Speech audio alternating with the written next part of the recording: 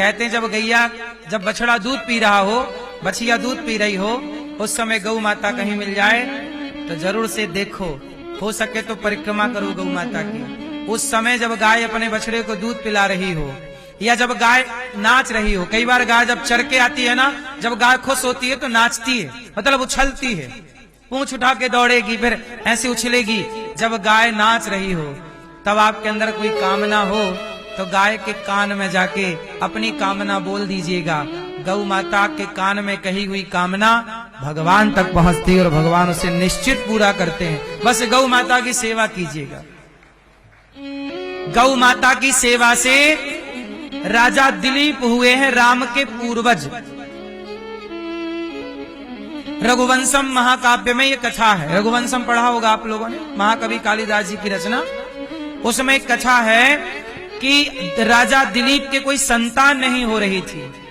तब राजा दिलीप ने अपने गुरु वशिष्ठ जी से कहा कि मैं क्या करूं कि मेरे पुत्र हो, कोई संतान नहीं है। तब गुरु वशिष्ठ जी ने कहा कि आपने एक गाय का अपराध कर दिया है। गाय थी और आपने गाय को प्रणाम नहीं किया, महलों में चले गए। अब गाय की सेवा करो तब तुम्हारे बच्चा होगा। तो राजा दिलीप ने गाय की सेवा, नंदिनी उस गाय का नाम था। क्या नाम था? नंदिनी नाम की गाय वशिष्ठ जी ने दी। बोले इस गाय की सेवा करो। और जब राजा दिलीप ने सेवा की, वहां बड़ी चर्चा है कि गाय के बच्चे को शेर पकड़ लिया। तब राजा दिलीप बोले शेर से कि आप मुझे खा लो, इस बच्चे को छोड़ दो, क्योंकि मैं सेवा में हूं और गाय का बच्चा यदि आप खा जाओगे तो जवाब मुझसे मांगेगी गौ माता कि तुम सेवा में थे तो मेरे बछड़े का क्या हुआ। राजा दिलीप बोले कि मुझे खा लो। शेर बोला कि अच्छा जाओ, बछड़े को दूध पिलाओ, दूध पिला के फिर मुझे दे देना। नहीं, गाय को पकड़ लिया शेर ने। गाय बोली कि मेरा बच्चा भूखा है, मुझे छोड़ दो शेर, मैं दूध पिला के आ जाऊंगी, फिर तेरे सामने परोस जाऊंगी, तू खा जाना। राजा दिलीप को पता लगा, शेर से कहा कि तू गाय को मत खा, मुझे खा जा। गाय को छोड़ा और राजा दिलीप लेट गए। शेर से कहा कि आप खा सकते। देखो राजा सम्राट है, एक गाय के लिए एक राजा अपने प्राणों के बलिदान देने लग गया। और इस देश में गाय की हत्या होती है, हम और आप लोग केवल बोल सकते हैं, कुछ लोग तो बोलते भी नहीं। राजा दिलीप ने जब शेर के आगे अपने को परोसा तो शेर से वहां भगवान प्रकट हो गए। कहा वाह राजन, ये हम तो परीक्षा लेने आए थे तुम्हारी। और गाय ने अपना दूध दिया, कहा जाओ राजन तुम्हारे पुत्र होगा। तो गाय की सेवा करने से राजा दिलीप की जो संतान हुई, उसी बेटे का नाम पड़ा रघु, जिनके नाम से रघुवंश चला। रघुकुल रीत सदा चली आई, प्राण जाए पर वो रघु हैं, वो गाय के आशीर्वाद से हुए। इसलिए कहता हूं, अब मैंने कुछ दिन पहले बोला था कि गाय को गेहूं खिलाओ, गाय की सेवा करो। गाय का गेहूं खिला के, गाय के गोबर से जब गेहूं निकले तो धुल करके, भोग लगा करके, भाई आपने डॉक्टरों को दिखा लिया, डॉक्टर ने कह दिया कि बेटा नहीं होगा तुम्हें, सारा इलाज करा लिया। तब मैंने कहा कि डॉक्टरों से पहले संतुष्ट हो जाओ और बाद में गाय को गेहूं खिलाओ, जौ खिलाओ। उसके गोबर से जो जौ गेहूं निकले उसको आप भोग लगा के, साफ करके भोग लगा के उसकी रोटियां खाओ। तो संतान गौ माता की सेवा करो। तो सेवा से यदि राजा दिलीप को संतान की प्राप्ति हुई तो गौ माता की सेवा से आपको भी हो सकती है। डॉक्टरों को दिखा के देख तो लिया, अब गाय की सेवा कर लो। तो जब हमने ये बात कही तो मीडिया ने हमारा मजाक उड़ाया। अरे अनिरुद्धाचार्य तो कह रहे हैं गाय की सेवा करो, बच्चा हो जाएगा। गाय की सेवा से कोई बच्चा होता है, ऐसा मीडिया ने मजाक उड़ाया। जब राजा दिलीप के बच्चा हो सकता है तो क्यों नहीं हो सकता भैया? क्यों? दुनिया की चर्चों में जा जाके लोग शराब चढ़ा करके अपनी मान्यताएं पूरी कराते हैं। चादर चढ़ा के जाके लोग अपनी मान्यताएं, कामनाएं पूरी कराते हैं। तो हम गौ माता की सेवा करके यदि कोई कामना कह रहे हैं और भगवान उसे पूरी कर दे तो उसमें बुराई क्या है? और गाय की सेवा तो सनातन की परंपरा है। बोलो हाँ या ना? इसलिए अच्छा एक बात बताओ, जब राम जी वनवास थे उस समय भरत जी कहां थे? जोर से। नंदीग्राम में। क्या खाते थे भरत जी? हैं?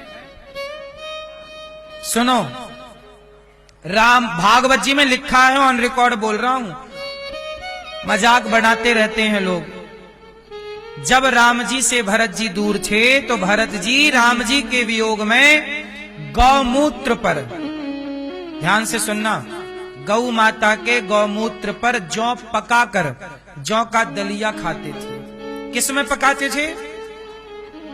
गौमूत्र में, पानी में नहीं। अब इस बात को आप सुने तो मजाक उड़ाए, अरे क्या तुम गौमूत्र की बात करते हो? अरे गौमूत्र पीने की परंपरा सनातन में पहले से रही है। आजकल हम गौमूत्र पीने की बात करें तो लोग मजाक उड़ाते हैं। वो मजाक कौन? कुछ न्यूज चैनल वाले मजाक उड़ाते हैं, जबकि सनातन में पंचगव्य पीने की परंपरा है और पंचगव्य 5 चीजों से बनता है। चलो बताओ, पंचगव्य कितनी चीजों से बनता है? कौन कौन?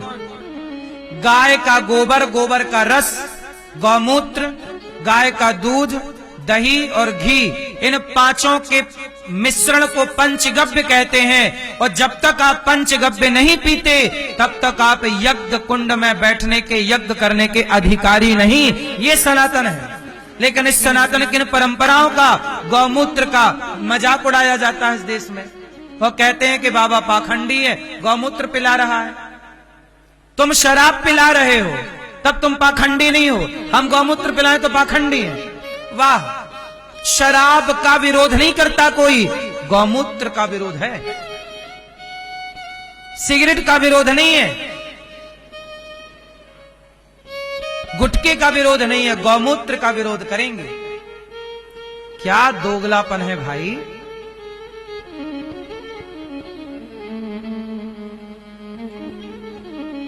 लेकिन अब मेरे सनातनियों की बात समझ में आने लगी है कुछ कुछ। क्यों जी? गौमूत्र में ताकत ना होती तो मेडिकल स्टोरों में गौमूत्र क्यों बिकता? कुत्ते का बिक जाता। कुत्ते का तो नहीं बिक रहा है,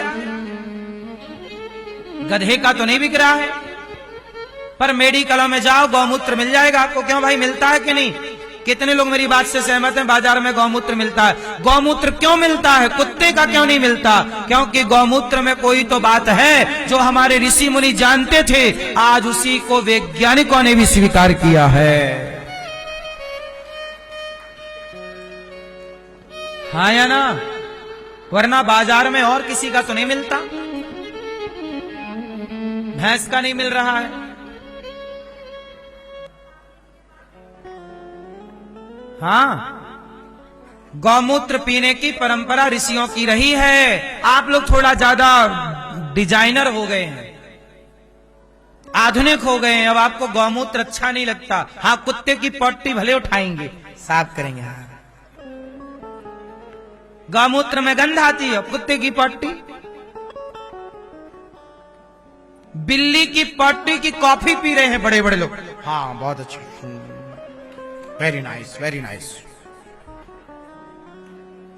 बिल्ली की पट्टी की कॉफी पी रहे हैं। हाँ, क्या सही पी रहे हैं। बड़ी बड़ी ब्रांडेड दुकानों में भैया बिल्ली की पट्टी की कॉफी बिकती है। 200 500 रुपया की एक कॉफी होती है। भैया बोलो हाँ या ना? वो विशेष कॉफी होती है, बिल्ली की पट्टी की बनती है। वो पिए तो इंटेलिजेंट, और हम गौमूत्र पिए तो गवार। वाह रे इंटेलिजेंट बिल्ली की पट्टी वालों।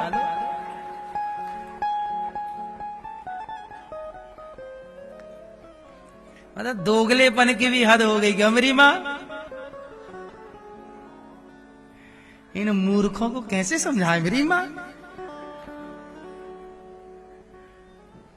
इनको लेकिन मैं ही समझा पाता हूं। सही है ना मेरी मां? भगवान ने इनको ही समझाने के लिए मुझे भेजा, जाओ समझाओ इनको। क्यों भैया, आपको पता है बिल्ली की पट्टी की कॉफी मिलती है बाजार में? आप पिए हैं? पर मिलती है कि नहीं? मिलती है साहब, मिलती है। वो बहुत महंगी वाली होती है और सामान्य व्यक्ति पी नहीं सकता उसको। तो भगवान करें कभी पीने का मौका ही ना आए, क्यों पिए बिल्ली की पट्टी वट्टी।